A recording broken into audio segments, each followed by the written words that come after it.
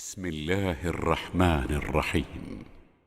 وإن جاهداك على أن تشرك بي ما ليس لك به علم فلا تطعهما وصاحبهما في الدنيا معروفا واتبع سبيل من أناب إلي ثم إلي مرجعكم فأنبئكم بما كنتم تعملون.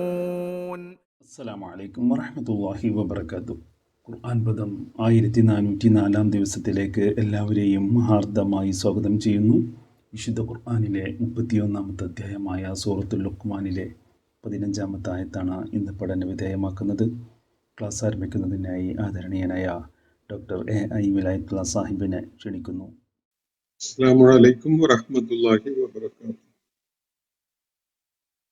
أعوذ بالله من الشيطان الرجيم. بسم الله الرحمن الرحيم. وإن جاهداك على أن تشرك بي ما ليس لك به علم فلا تطعهما وصاحبهما في الدنيا معروفا واتبع سبيل من أناب إلي ثم إلي مرجعكم فأنبئكم بما كنتم تعملون. صدق الله العلي العظيم. സൂറത്തുൽ ലുഖ്മാനിലെ 15-ാമത്തെ ആയത്താണ് ഞാൻ നിങ്ങളെ കേൾപ്പിച്ചിട്ടുള്ളത്.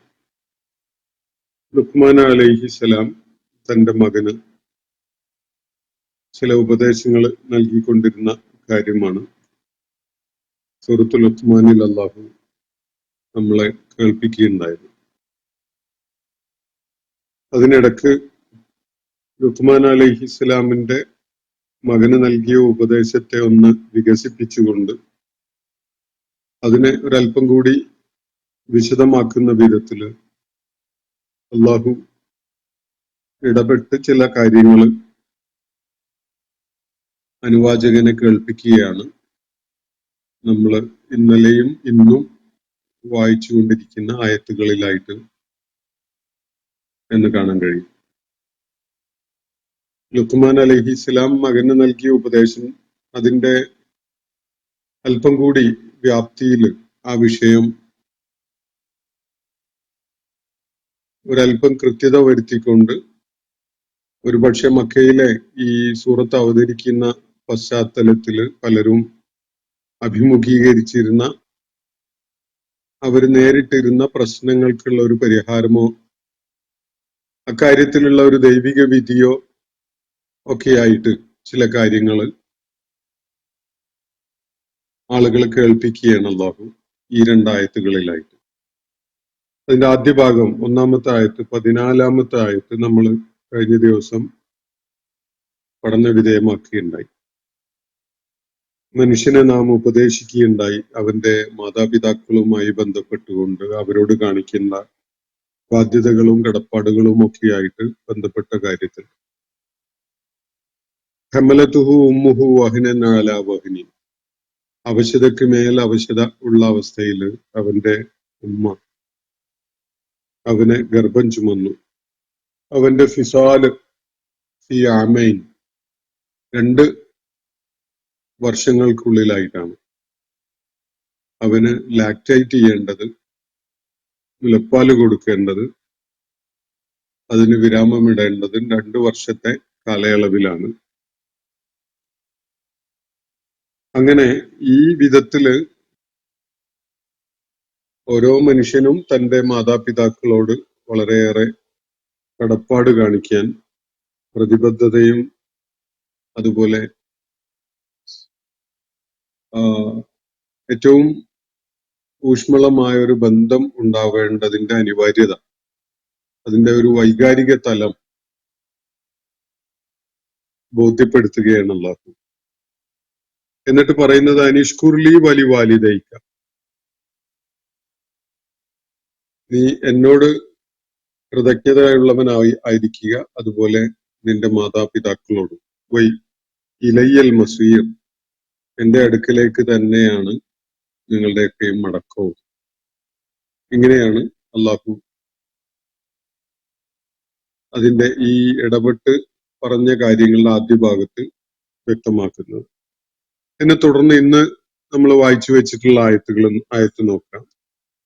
ഇൻ ജാഹദാക്ക, ഇനി അവരിരുവരും നിന്നെ നിർബന്ധിക്കുകയാണെങ്കിൽ, നിന്റെ മേൽ സമ്മർദ്ദം ചെലുത്തുകയാണെങ്കിൽ. ഈ ജഹദ, ജാഹദ ഒക്കെ പരസ്പര ബന്ധമുള്ള വാക്കാണ്. ശക്തമായ സമ്മർദ്ദമായിട്ട്, അല്ലെങ്കിൽ ശക്തമായ ഇടപെടലായിട്ട്, അല്ലെങ്കിൽ നിർബന്ധം ചെലുത്തലായിട്ടൊക്കെ എന്തെങ്കിലും ചെയ്യുന്ന ഒരു കാര്യമാണ് ഇവിടെ സൂചിപ്പിക്കപ്പെടുന്നത്. ഇൻ ജാഹദാക്ക അല അൻ തുശ്രിക ബി, എന്നിൽ പങ്കാളികളെ കണക്കാക്കുന്നതിന് അവര് നിന്നെ നിർബന്ധിക്കുന്നുവെങ്കിൽ. മനുഷ്യനോടാണ് സംസാരിക്കുന്നത്, മനുഷ്യപുത്രനോട്.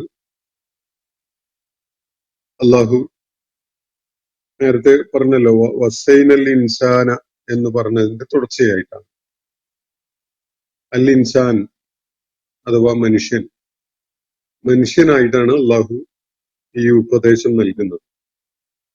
അപ്പൊ നിന്റെ മാതാപിതാക്കൾ നിന്നെ ശിർക്ക് ചെയ്യുവാൻ നിർബന്ധിക്കുന്നുവെങ്കിൽ, അള്ളാഹുവിന്റെ ഏകത്വത്തില് ഭംഗം വരുത്തുന്ന, അവനോടൊപ്പം ദിവ്യത്വത്തില് പങ്കാളികളുണ്ട് എന്ന വിധത്തിലുള്ള കാര്യങ്ങൾ നിർവഹിക്കുന്നതിന് നിന്നെ അവരിരുവരും നിർബന്ധിക്കുന്നുവെങ്കിൽ, അതും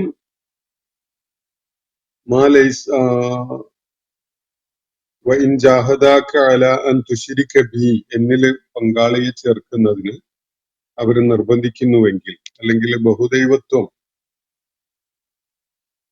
ജീവിതത്തിൽ പ്രാക്ടീസ് ചെയ്യുന്നതിന്, ബഹുദൈവ ആരാധകനായി മാറുന്നതിന്, വിവിധങ്ങളായ ദിവ്യശക്തികൾ ഉണ്ടെന്ന് സങ്കല്പിച്ചുകൊണ്ട് അവരോടൊക്കെ സഹായം തേടുകയോ അവരോടൊക്കെ വിധേയത്വം കാണിക്കുകയോ ഒക്കെ ചെയ്യുന്ന, അവരെയൊക്കെ ആരാധിക്കുകയോ ഒക്കെ ചെയ്യുന്ന ഒരു കാര്യത്തിന് നിന്റെ മാതാപിതാക്കൾ നിന്നെ നിർബന്ധിക്കുന്നുവെങ്കിൽ, അതോ മാ ലൈസ ലക ബിഹി ഇൽം, അങ്ങനെ വല്ല ദിവ്യത്വവും അവയ്ക്കുള്ളതായിട്ട് നിനക്ക് യാതൊരു അറിവുമില്ല, അങ്ങനെയുള്ള കാര്യമാണ് മാതാപിതാക്കൾ നിന്നെ നിർബന്ധിക്കുന്നത്.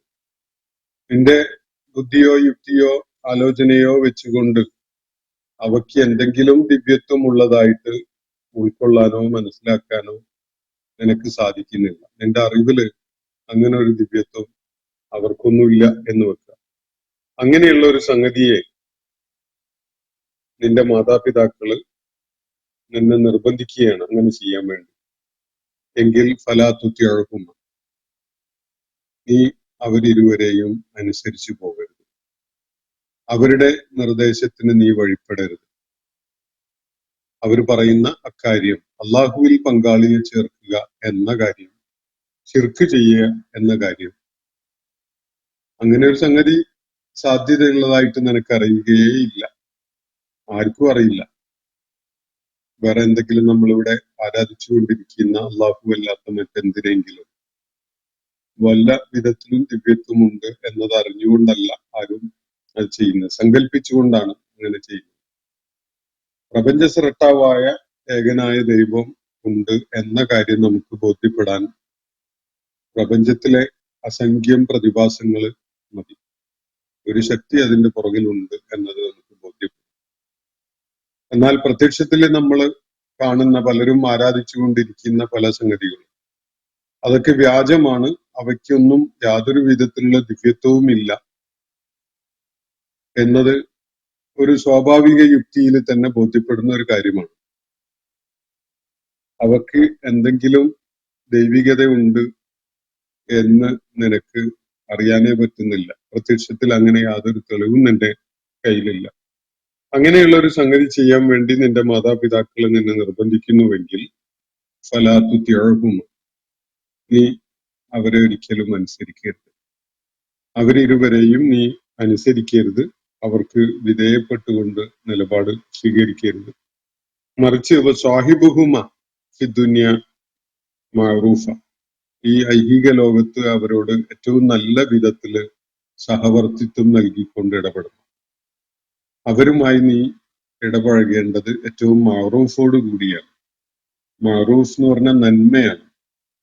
അറിയപ്പെടുന്ന, അംഗീകരിക്കപ്പെട്ട, എല്ലാവർക്കും ഉൾക്കൊള്ളാൻ കഴിയുന്ന, എല്ലാവരാലും അംഗീകരിക്കപ്പെടുന്നതായ ചില നന്മകളുണ്ട്. ആ നന്മകളായിക്കൊണ്ട്, നന്മ ചെയ്തുകൊണ്ട് നീ അവരുമായി, അവർക്ക് സുഹബത്ത് നൽകിക്കൊണ്ട് ഐഹിക ലോകത്ത് അവരുമായി സഹവർത്തിത്വം ഉണ്ടാക്കണം. അവരെ തനിച്ചാക്കി പോയിക്കളയുകയോ അല്ലെങ്കിൽ അവരിൽ നിന്ന് അകന്നു നിൽക്കുകയോ അല്ല വേണ്ടത്. മറിച്ച് സ്വാഹിബുഹുമ, അവരിരുവരെയും നീ സ്വാഹിബാക്കി കൂടെ കൂട്ടണം. അവരെ നിന്റെ സഹവർത്തിത്വത്തിൽ ചേർക്കണം അല്ലെങ്കിൽ ഉൾപ്പെടുത്തണം. ഏതു വിധത്തിലാണ്? മഅറൂഫ, നന്മ ചെയ്യാൻ വേണ്ടി, അവർക്ക് ഏറ്റവും ഫെയർ ആയ ഒരു നിലപാട്, ഒരു സർവീസ്, സേവനമൊക്കെ കൊടുക്കുന്നതിന് വേണ്ടി അവരോട് നല്ല വിധത്തിൽ വർത്തിക്കണം. അവരെ അകറ്റാൻ വേണ്ടിയോ അവരോട് അവരിൽ നിന്ന് മാറി നിൽക്കാനോ ഒന്നുമല്ല. ഈ പദം വളരെ പ്രസക്തമാണ്. സ്വാഹിബുഹുമ, സുഹബത്ത് എന്ന് പറഞ്ഞാൽ സൗഹൃദ ബന്ധം അല്ലെങ്കിൽ ഒരു കമ്പാനിയൻഷിപ്പ് ഒക്കെയാണ്. നബി സല്ലല്ലാഹു അലൈഹി വസല്ലമയുടെ അനുയായികളെ വിളിച്ചിരുന്നത് സ്വഹാബ എന്നാണ്. നബി സല്ലല്ലാഹു അലൈഹി വസല്ലമക്ക് സുഹബത്ത് നൽകിയിരുന്ന ആളുകൾ, നബി സല്ലല്ലാഹു അലൈഹി വസല്ലമയുടെ കൂടെ എല്ലാറ്റിലും നിലകൊണ്ടിരുന്ന ആളുകളാണ് സ്വഹാബ. കൂട്ടുകാരൻ എന്നാണ് സ്വാഹിബ് എന്ന വാക്കിന്റെ ഒരു അർത്ഥം. വേറെയും ചില അർത്ഥങ്ങളൊക്കെ ഉണ്ട്. പക്ഷെ സ്വാഹിബിന്റെ ഒരു അടിസ്ഥാനപരമായ അർത്ഥം കൂടെ നിൽക്കുന്നവൻ, എല്ലാറ്റിലും ഒത്താശ ചെയ്യുന്നവനായിക്കൊണ്ട് കൂടെ നിലകൊള്ളുന്ന ഒരാൾ. നമ്മുടെ കാലഘട്ടത്തിൽ കോംറേഡെന്നോ അല്ലെങ്കിൽ നമ്മുടെ ന്യൂജൻ ഭാഷയിൽ ചങ്കുബടി എന്നൊക്കെ പറയുന്ന പ്രയോഗം ഉണ്ടല്ലോ. അതൊക്കെ സുഹബത്തിന്റെ അർത്ഥതലങ്ങളാണ് സൂചിപ്പിക്കുന്നത്. അപ്പോൾ മാതാപിതാക്കൾക്ക് അവർ ശിർക്ക് ചെയ്യാൻ തന്നെ നിർബന്ധിക്കുകയാണെങ്കിൽ ഒരു കാരണവശാലും അവരെ അനുസരിക്കാൻ പാടില്ല. അതേ സമയത്ത് അവർക്ക് സൗഹൃദം നൽകിക്കൊണ്ടും സാന്നിധ്യം നൽകിക്കൊണ്ടും അവർക്ക് നന്മ ചെയ്യണം, മഅറൂഫ് ചെയ്യുന്നവരാവണം. മഅറൂഫ് വളരെ അറിയപ്പെടുന്ന ഒരു പ്രയോഗമാണ് വിശുദ്ധ ഖുർആന്റെ പശ്ചാത്തലത്തിൽ. നഹി അനിൽ മുൻകറും അമ്രും ബിൽ മഅറൂഫും. അത് ഇസ്ലാമിന്റെ വളരെ അടിസ്ഥാനപരമായ ഒരു വ്യക്തിയുടെ ദൗത്യ നിർവഹണത്തിന്റെ ഭാഗമാണ്. തിന്മ തടയലും നന്മ കൽപ്പിക്കലും ഒക്കെ. അപ്പോ ഇവിടെ നന്മ ചെയ്യാൻ ഉദ്ദേശിച്ചുകൊണ്ട് അവർക്ക് സേവനം നൽകിക്കൊണ്ട് അവർക്ക് സുഹബത്ത് നൽകും. അവരേറ്റവും നല്ല വിധത്തിൽ അവരുമായി ഇടപഴകിക്കൊണ്ട് അവരോടൊപ്പം കഴിയുന്നു. ഇതാണ് അള്ളാഹുവിന്റെ നിർദ്ദേശം ഇത് സംബന്ധമായി. എന്നിട്ട് നീ നിന്റെ കാര്യത്തിൽ എന്താണ് ചെയ്യേണ്ടത്? മാതാപിതാക്കൾ നിന്നെ പ്രേരിപ്പിക്കുന്നത് ശിർക്ക് ചെയ്യാനാണ്. അതിനുവേണ്ടി അവർ നിന്നെ നിർബന്ധിക്കുന്നു, സമ്മർദ്ദം ചെലുത്തുന്നു, വല്ലാത്ത പ്രഷർ നിന്റെ മേൽ അപ്ലൈ ചെയ്യുന്നു ശിർക്ക് ചെയ്യുന്നവനാവാൻ. അത് ഏതെങ്കിലും നിലനിൽക്കുന്ന സാമൂഹ്യ വ്യവസ്ഥയുടെ ഭാഗമായിട്ട് അത് പിന്തുടരാൻ വേണ്ടി നിർദ്ദേശിക്കുന്നതാവാം. അതല്ലെങ്കിൽ വളരെ പ്രത്യക്ഷത്തിൽ തന്നെ പുതിയ ഒരു ശിർക്കിന്റെ രൂപം പിന്തുടരാൻ വേണ്ടി നിർദ്ദേശിക്കുന്നതാവാം. അങ്ങനെയൊക്കെ ഉണ്ടാവാം. പരമ്പരാഗതമായിട്ട് കുടുംബങ്ങൾ ശീലിച്ചു വന്നിട്ടുള്ള ശിർക്കിന്റെ രൂപങ്ങളുണ്ട്. പിന്നെ ഓരോ പൊളിറ്റിക്കലായിട്ടുള്ള സാഹചര്യങ്ങളിൽ നമുക്ക് വ്യക്തമായിട്ടും ആ നിലപാട് ശിർക്കാണ് എന്ന് ബോധ്യപ്പെടുന്ന വിധത്തിലുള്ളതും ഉണ്ട്.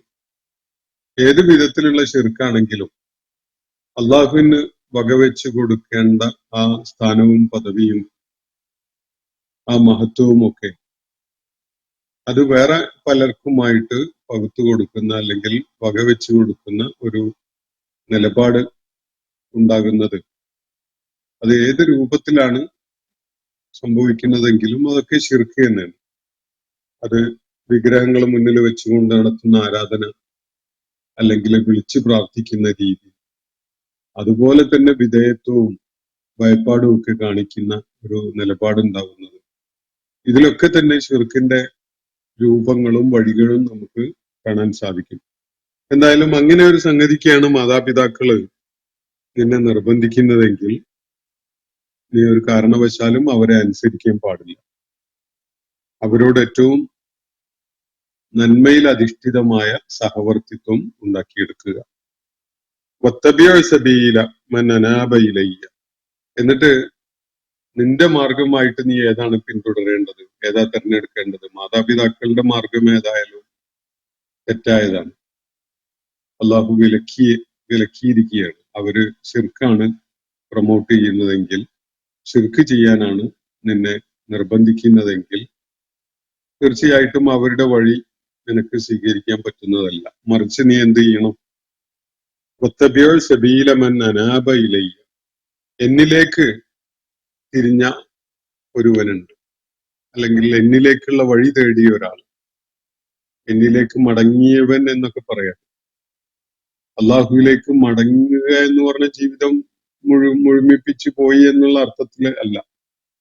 മറ്റ് വിധേയത്വം മറ്റു പലർക്കും നൽകുന്ന സാധ്യതകളൊക്കെ ഇരിക്കെ തന്നെ അതൊക്കെ അബാൻഡൺ ചെയ്ത്, അതൊക്കെ കൈയൊഴിഞ്ഞ് പൂർണ്ണമായിട്ട് എക്സ്ക്ലൂസീവായിട്ട് അള്ളാഹുവിലേക്ക് തിരിഞ്ഞ ഒരാൾ, അവന് വിധേയത്വം പൂർണ്ണമായിട്ടും അള്ളാഹുവിന് നൽകുന്ന ഒരു നിലപാടാണ് സ്വീകരിക്കുന്നത്. അങ്ങനെ ഒരാളുടെ മാർഗമാണ് നീ പിൻപറ്റേണ്ടത് എന്നാണ് അള്ളാഹുവിടെ നിർദ്ദേശിക്കുന്നത്. വത്തബിഅ, നീ ഫോളോ ചെയ്യണം. സബീല, ഒരു മാർഗം. ഏതാണ് ആ മാർഗം? മൻ അനാബ ഇലയ്യ, എന്നിലേക്ക് മടങ്ങിയവന്റെ മാർഗം. എന്നിലേക്ക് അവസാനം എല്ലാ അബദ്ധ സഞ്ചാര മാർഗങ്ങളെയും കൈവിട്ട് പടച്ച തമ്പുരാനിലേക്ക് പൂർണ്ണമായിട്ട് മുഖം തിരിച്ചു വെച്ച് ആ ദിശയിലേക്ക് ജീവിത പ്രയാണം നടത്തുന്ന ഒരാള്, അയാളുടെ മാർഗമാണ് നീ പിൻപറ്റേണ്ടത്. മറിച്ച് റോൾ മോഡലായിട്ട് നിന്റെ പാരന്റ്സ് അല്ല. അവര് ശിർക്കാണ് പഠിപ്പിക്കുന്നതെങ്കിൽ, ശിർക്ക് ചെയ്യാനാണ് നിന്നെ പ്രേരിപ്പിക്കുന്നതെങ്കിൽ അവരെ നീ റോൾ മോഡലായിട്ട് കാണരുത്. മറിച്ച് എന്നിലേക്ക് ദിശ തിരിച്ചു വെച്ച, എന്നിലേക്ക് മുഖം തിരിച്ചു വെച്ച, എന്നിലേക്ക് മടങ്ങാൻ മുതിരുന്ന തരം ആളുകളുണ്ട്. പൂർണ്ണമായിട്ട് വിധേയത്വം സ്രഷ്ടാവായ റബ്ബിന് നൽകുന്ന നിലപാട് സ്വീകരിച്ച ആളുകൾ. അത്തരം ആളുകളെ നീ പിൻപറ്റുക. വത്തബിഅ സബീല മൻ അനാബ ഇലയ്യ. അനാബ എന്ന് പറഞ്ഞാൽ മുനീബീന ഇലല്ലാ എന്നൊക്കെ വിശുദ്ധ ഖുർആനിൽ കാണാൻ കഴിയും. അള്ളാഹുവിലേക്ക് എല്ലാ നിലക്കും തന്റെ വിധേയത്വവും പ്രയാണഗതിയും ഒക്കെ നിശ്ചയിച്ചുകൊണ്ട് അവനിലേക്ക് മടങ്ങിയ ആൾ. വേറെ ഡിസ്ട്രാക്ഷൻസിലേക്കൊന്നും അവന്റെ ശ്രദ്ധ പോകുന്നില്ല. മുഴുവനായിട്ടും വിധേയത്വവും കൂറും അർപ്പണവും ഒക്കെ അള്ളാഹുവിനുള്ളതായിട്ട് തീരുമാനിച്ച ഒരാൾ. അപ്പോ എന്നിട്ട് തുടർന്ന് അള്ളാഹു പറയുന്നത് ഇലയ്യ മർജിഉക്കും, നിങ്ങൾ എല്ലാവരുടെയും മടക്കം എന്റെ അടുക്കലേക്ക് തന്നെയാണ്.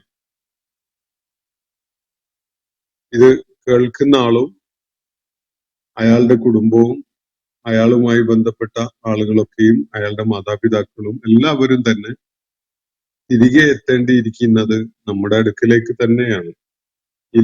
ഇലയ്യ മർജിഉക്കും ഫഉനബ്ബിഉക്കും ബിമാ കുൻതും തഅമലൂൻ. അങ്ങനെ നിങ്ങൾ എന്റെ അടുക്കലേക്ക് തിരികെ എത്തുമ്പോ ഫഉനബ്ബിഉക്കും, ഞാൻ നിങ്ങൾക്ക് വെളിപ്പെടുത്തി തരും നിങ്ങൾ എന്തൊക്കെയായിരുന്നു ചെയ്തുകൊണ്ടിരുന്നത് എന്ന കാര്യം. ഫഉനബ്ബിഉക്കും ബിമാ കുൻതും തഅമലൂൻ. നിങ്ങൾ ചെയ്തുകൊണ്ടിരുന്ന നിങ്ങളുടെ കർമ്മങ്ങൾ, നിങ്ങളുടെ പ്രവർത്തനങ്ങൾ, നിങ്ങളുടെ നിലപാടുകൾ ഒക്കെ എന്തൊക്കെയായിരുന്നു, നിങ്ങൾ തിരഞ്ഞെടുത്ത വഴി എന്തായിരുന്നു തുടങ്ങിയിട്ടുള്ള കാര്യങ്ങളൊക്കെയും തന്നെ ആ ഘട്ടത്തില് നിങ്ങളെ ഞാൻ അറിയിക്കുന്നതാണ്, നിങ്ങൾക്ക് ഞാൻ വെളിപ്പെടുത്തി തരുന്നതാണ് എന്നാണ് അള്ളാഹുവിടെ പറയുന്നത്. എന്ന് പറഞ്ഞാൽ ഒരാളുടെയും തീരുമാനങ്ങളോ തെരഞ്ഞെടുപ്പോ പ്രവർത്തനങ്ങളോ നിലപാടുകളോ ഒന്നും തന്നെ വിലയിരുത്തപ്പെടാതെ പോകുന്നില്ല. അള്ളാഹുവിന്റെ അടുക്കൽ തിരികെ എത്തുമ്പോ ഓരോരുത്തരും അള്ളാഹുവിന്റെ മുന്നില് ഈ കാര്യങ്ങളിലൊക്കെ കൃത്യമായ ബോധ്യമുള്ളവരായിട്ട് മാറും. ഒരു കാര്യവും വിട്ടുകളയുന്ന ഒരു സാഹചര്യമല്ല ഉണ്ടാവുക. അള്ളാഹുവിന്റെ മുന്നിൽ ഹാജരാക്കപ്പെടുമ്പോ നിങ്ങൾ ഓരോരുത്തരും എന്തൊക്കെയായിരുന്നു ചെയ്തിരുന്നത് എന്ന കാര്യം ഞാൻ നിങ്ങളെ അറിയിക്കുന്നതാണ് എന്നാണ് അള്ളാഹുവിടെ പറയുന്നത്. ഈ അറിയിക്കുന്നതിന് ഒരുപാട് രീതികൾ ഒക്കെ സാധ്യതയുണ്ട്. എന്തായാലും കോൺഷ്യസ് ആയിട്ട് ഒരാൾ ചെയ്തതും പറഞ്ഞതും നിലപാട് സ്വീകരിച്ചതും ഒക്കെ ആയിട്ടുള്ള ഒരുപാട് കാര്യങ്ങൾ അയാളുടെ ജീവിതത്തിൽ ഉണ്ടാകും. അതൊക്കെയും തന്നെ വ്യക്തതയോടുകൂടി അയാളുടെ മനസ്സിന്റെ ദർപ്പണത്തില് പ്രതിഫലിക്കുകയോ അല്ലെങ്കിൽ അവിടെ തെളിഞ്ഞു കാണുകയോ ചെയ്യാത്ത വിധത്തിലല്ല ഒരാളും അള്ളാഹുവിന്റെ മുന്നിലേക്ക് ഹാജരാക്കപ്പെടുക. അതിനെക്കുറിച്ചൊക്കെ കൃത്യമായ ബോധ്യത്തോടു കൂടി വ്യക്തത ഉള്ള വിധത്തിൽ തന്നെ അതൊക്കെ കൺമുന്നിൽ കാണുന്ന ഒരവസ്ഥയും സാഹചര്യവും ഉള്ള വിധത്തിലാണ് അവരൊക്കെയും തന്നെ അള്ളാഹുവിന്റെ മുന്നിൽ ഹാജരാക്കപ്പെടുക. എന്ന് പറഞ്ഞാൽ ഓരോരുത്തരുടെയും കർമ്മങ്ങള്, അവർ പറഞ്ഞുകൊണ്ടിരുന്ന കാര്യങ്ങള്, അവർ സ്വീകരിച്ച നിലപാടുകൾ, ഇതൊക്കെ അള്ളാഹുവിന്റെ മുന്നിൽ ഹാജരാക്കപ്പെടുമ്പോൾ അവരെ സ്വയം വിചാരണ ചെയ്യുന്നതിന് വേണ്ടി അവരോരോരുത്തരെയും കാണിക്കപ്പെടുന്നു എന്നതാണ് അള്ളാഹുവിടെ സൂചിപ്പിക്കുന്ന കാര്യം. ഫൗനബ്ബിഉക്കും, ആ ഘട്ടത്തില് ഞാൻ നിങ്ങളെ അറിയിക്കുന്നതാണ്. ബിമാ കുന്തും തഅമലൂൻ, നിങ്ങൾ എന്തായിരുന്നു പ്രവർത്തിച്ചു കൊണ്ടിരുന്നത് എന്ന്. എല്ലാവർക്കും ഒരു അവസരം നൽകിയിരിക്കുകയാണ്. ഒരു മാർഗദർശക ഗ്രന്ഥവും അല്ലെങ്കിൽ ഒരു സന്ദേശവും അവരുടെ മുന്നിലുണ്ട്. വഴികാട്ടിയായി, മാതൃകയായി, റോൾ മോഡലായിട്ട് ചില ആളുകളെയും അള്ളാഹു നിശ്ചയിച്ചിട്ടുണ്ട്. എന്നിട്ട് എല്ലാവർക്കും ഒരു അവസരം നൽകുകയും ചെയ്തിരിക്കുകയാണ്. അവർ പ്ലേ ചെയ്യട്ടെ എന്നതാണ്. അവരുടെ റോൾ അവർ പ്ലേ ചെയ്യട്ടെ. അവരുടെ മുന്നിൽ കാര്യങ്ങൾ വിലയിരുത്താനുള്ള ബുദ്ധി അവർക്ക് നൽകപ്പെട്ടിട്ടുണ്ട്. വ്യത്യസ്തമായ ജീവിത സരണികൾ അവരുടെ മുന്നിലുണ്ട്.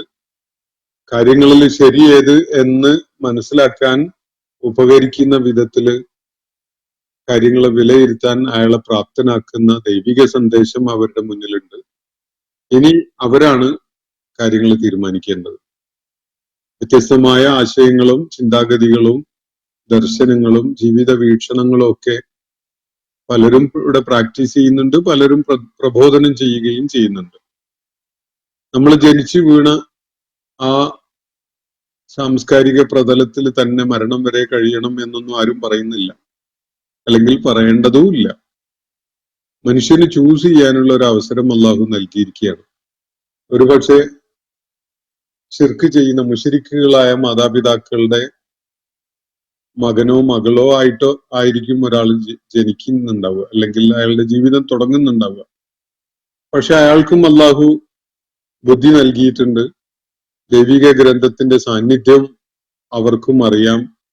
റോൾ മോഡൽസ് ആയിട്ട് പ്രവാചകന്മാരിവിടെ ജീവിച്ച് കടന്നുപോയിട്ടുള്ളത് അവർക്കും മനസ്സിലാക്കാൻ സാധിക്കും. സത്യം തിരിച്ചറിഞ്ഞ് അത് ഉൾക്കൊണ്ട് അത് പിൻപറ്റുക എന്നതാണ് മനുഷ്യന്റെ മുന്നിലുള്ള ഏറ്റവും സുപ്രധാനമായ കാര്യം. അപ്പോ ഓരോരുത്തരും കോൺഷ്യസ് ആയിട്ട് ഏത് വഴി തിരഞ്ഞെടുക്കുന്നു, എന്തൊക്കെ പ്രവർത്തനങ്ങൾ ഈ ഭൂമുഖത്തുള്ള കാലയളവിൽ കാഴ്ചവെക്കുന്നു തുടങ്ങിയിട്ടുള്ളതിനെ അടിസ്ഥാനപ്പെടുത്തിക്കൊണ്ടാണ് അവരുടെ അള്ളാഹുവിന്റെ അടുക്കിലേക്ക് തിരികെ എത്തുമ്പോൾ അവരുടെ ഭാഗതയും നിർണയിക്കപ്പെടുന്നത്.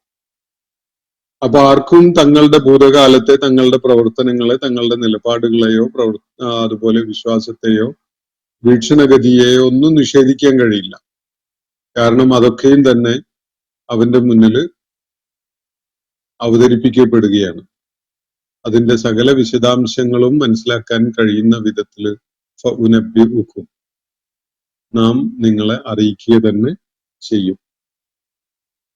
എന്താണ് അറിയിക്കുന്നത്? ബിമാ കുന്തും തഅമലൂൻ, നിങ്ങൾ എന്തൊക്കെ ആണ് ചെയ്തിരുന്നത് എന്ന കാര്യം. എന്തൊക്കെ ചെയ്തു എന്നതില് എന്തൊക്കെ നിലപാട് സ്വീകരിച്ചു, എന്തൊക്കെ വിശ്വാസങ്ങൾ ഉൾക്കൊണ്ടു, എന്ത് ആറ്റിറ്റ്യൂഡാണ് ഫോം ചെയ്തത്, എന്തൊക്കെ പ്രവർത്തനങ്ങൾ കാഴ്ചവെച്ചു, ആർക്കൊക്കെ എന്തൊക്കെ പ്രയോജനകരമായതാണ് ചെയ്തിട്ടുള്ളത്, അവയിൽ ഏതൊക്കെയാണ് അള്ളാഹുവിന് തൃപ്തിയുള്ള പ്രവർത്തനങ്ങൾ തുടങ്ങിയുള്ള കാര്യങ്ങളൊക്കെ എല്ലാവർക്കും വ്യക്തമാകുന്ന വിധത്തില് അവയൊക്കെ വീണ്ടും അവന്റെ മുന്നിൽ അവതരിപ്പിക്കപ്പെടുകയാണ്. അവന് കാണാൻ അവസരം ഒരുക്കുകയാണ്. അപ്പൊ വിലയിരുത്തുന്നതിന് വേറെ ആരെങ്കിലും വേണ്ടതില്ല. ഇന്ന് നീ തന്നെ മതി നിന്നെ വിലയിരുത്താൻ എന്ന് വിശുദ്ധ ഖുർആനിൽ ഒരിടത്ത് പറയുന്ന കാണാം. അപ്പോ മാനദണ്ഡം എന്താണ് എന്നത് തർക്കമൊന്നും അവിടെ ഉണ്ടാവില്ല. ആർക്കും പ്രത്യേകിച്ച് തർക്കത്തിൽ ഏർപ്പെടുന്ന ഒരു അവസ്ഥയൊന്നും ഉണ്ടാവില്ല. അതല്ലല്ലോ ശരിയായത്, ഇതല്ലേ ശരിയായത്, അത് കൃത്യമായിട്ട് എല്ലാവർക്കും ബോധ്യപ്പെട്ടിട്ടുണ്ടാവും. അതുകൊണ്ട് സത്യത്തെ നിഷേധിക്കുക, മാനദണ്ഡങ്ങളെ മാറ്റിമറിക്കുക എന്നുള്ള ഒരു സംഗതിയൊന്നും അവിടെ സാധ്യമല്ല. ശരി തെറ്റ് നന്മ തിന്മ ഒക്കെ തീരുമാനിക്കുന്നതിനുള്ള മാനദണ്ഡം അവിടെ ആ ഘട്ടത്തില് എല്ലാവർക്കും ഒന്നേ ഉണ്ടാവുള്ളൂ. ബാക്കിയുള്ള അബദ്ധ മാനദണ്ഡങ്ങളും അബദ്ധ ആദർശങ്ങളും ഒക്കെ അപ്രത്യക്ഷമായിട്ടുണ്ടാവും. എന്നിട്ട് ശരിയായ മാനദണ്ഡങ്ങൾ വെച്ചുകൊണ്ട് സ്വയം വിലയിരുത്താൻ സ്വന്തം ജീവിതം അവിടെ തുറന്നു വെക്കപ്പെടുകയാണ്. അത് തീർച്ചയായിട്ടും അള്ളാഹു ചെയ്യും എന്നാണ് അള്ളാഹുവിടെ പറയുന്നത്. മാതാപിതാക്കൾ നിർബന്ധിച്ചുകൊണ്ട് ബഹുദൈവത്വത്തിന്റെ പാതയിൽ അങ്ങനെ നീങ്ങാൻ എന്ന് ആരെങ്കിലും തീരുമാനിക്കുന്നുവെങ്കിൽ അയാളുടെ ആക്ഷേപത്ത് എന്തായിരിക്കുമെന്നത് ഊഹിക്കാവുന്നതേ ഉള്ളൂ. അയാള് നടത്തിയ അയാളുടെ അയാൾ സ്വീകരിച്ച നിലപാട്, അയാള് ചൂസ് ചെയ്തിട്ടുള്ള ജീവിത സരണി, അയാൾ ചെയ്തിട്ടുള്ള പ്രവർത്തനങ്ങൾ, ഇതൊക്കെ തന്നെ അവിടെ അവതരിപ്പിക്കപ്പെടുമ്പോ മാനദണ്ഡം ഒന്നേ ഉള്ളൂ.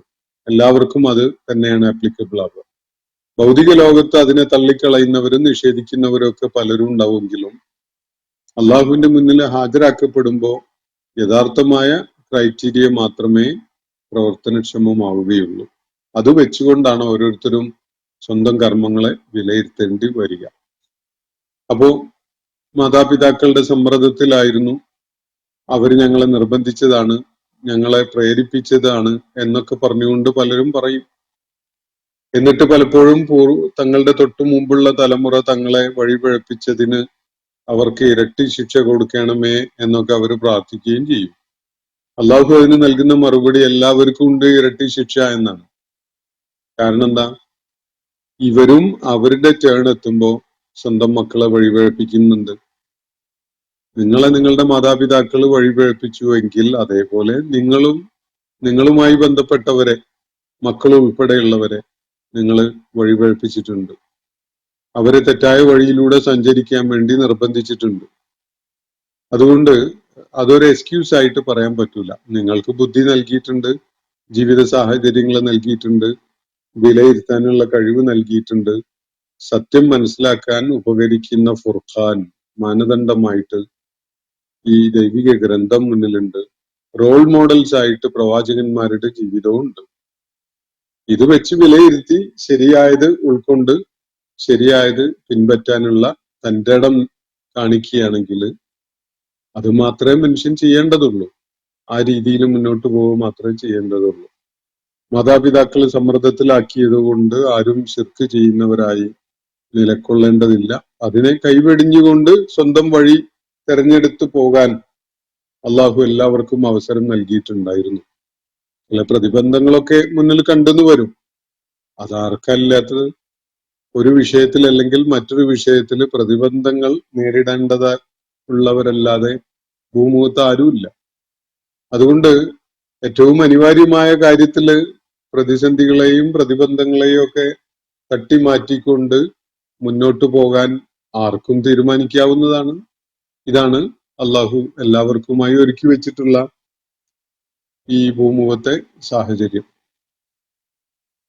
അപ്പോ ആരെങ്കിലും നിന്റെ മാതാപിതാക്കളിൽ ആരെങ്കിലും നിന്നെ നിർബന്ധിക്കുകയാണ് എങ്കിൽ അവരെ അനുസരിക്കരുത്. പക്ഷെ അവരോട് ഏറ്റവും ഗുണകാംക്ഷയോടുകൂടിയുള്ള നന്മയിൽ അധിഷ്ഠിതമായ സൗഹൃദവും സാന്നിധ്യവും ഒക്കെ അവർക്ക് നൽകിക്കൊണ്ട് അവർക്ക് നീ ഒരു കമ്പാനിയൻഷിപ്പ് കൊടുത്തുകൊണ്ട് തന്നെ നിലകൊള്ളണം. എന്നിട്ട്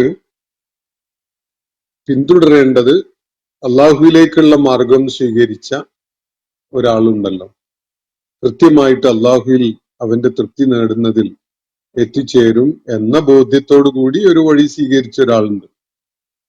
അതിലേറ്റവും മുന്നിലുണ്ടാവുക പ്രവാചകന്മാരാണ്. പ്രവാചകന്മാരുടെ അനുയായികള്, അവരുടെ പുറകെയായിട്ട് സിദ്ദീഖുകള്, സ്വാലിഹികള്, ശുഹദാക്കള് ഒക്കെ അവരുടെ പുറകിലായിട്ട് ആ സരണി പിൻപറ്റുന്നവരായിട്ടുണ്ടാകും. അത്തരം ആളുകളെയാണ് നീ മാർഗദർശികളായിട്ട്, റോൾ മോഡൽസ് ആയിട്ട് കാണേണ്ടത്. സുമ്മ ഇലയ്യ മർജൂക്കും, പിന്നീട് നിങ്ങളെല്ലാവരുടെയും അടക്കം നമ്മുടെ അടുക്കിലേക്കാണ്.